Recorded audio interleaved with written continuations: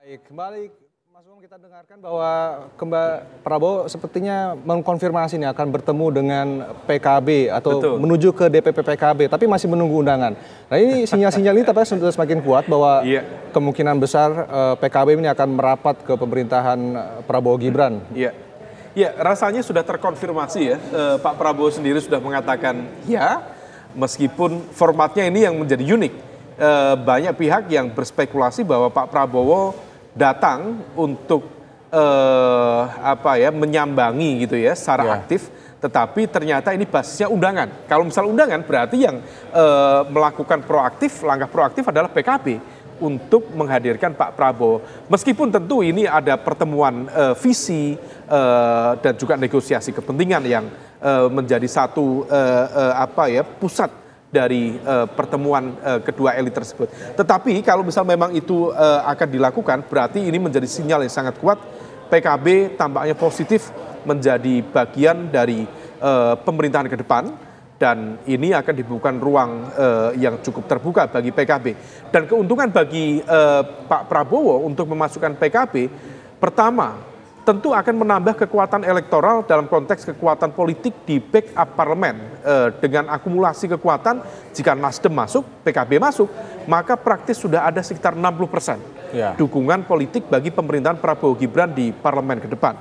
Yang kedua, PKB adalah representasi dari kekuatan politik Islam moderat yang berbasis dari Ormas Nahdlatul Ulama, sehingga kemudian betul-betul menjadi sebuah jangkar dalam konteks bagaimana backup kekuatan politik Islam terhadap pemerintahan baru.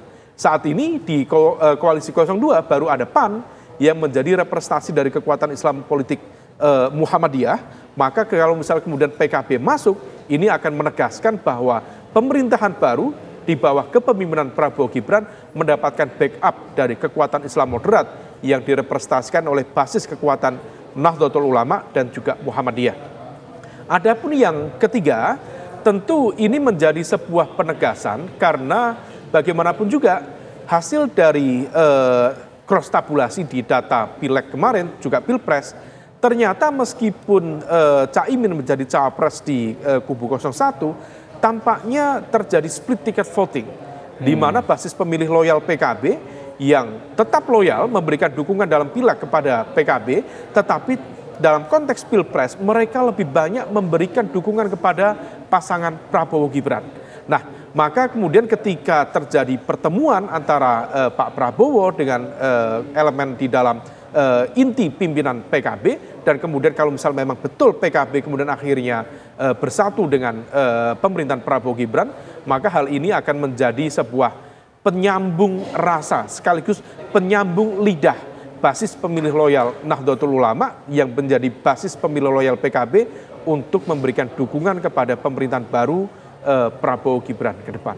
Baik, kita pun sudah melihat tadi ya bagaimana tampaknya Caimin pun senyum saat ditanya apakah bertemu dengan Prabowo Gibran, dan tampaknya sangat terbuka koalisi dengan PKB saat ini. Bahkan ada kesan tadi ingin tergesa-gesa gitu. Bahkan sampai tidak sempat berpamitan langsung dengan Mas Anies yang ada di sampingnya. Ingin buru-buru ketemu. Baik, Mas Umam, kita masih menarik sekali perbincangan kita mengenai apa langkah-langkah yang akan dilakukan oleh Prabowo setelah ini. Namun pemirsa tetaplah bersama kami, Breaking News TV masih akan kembali saat lagi.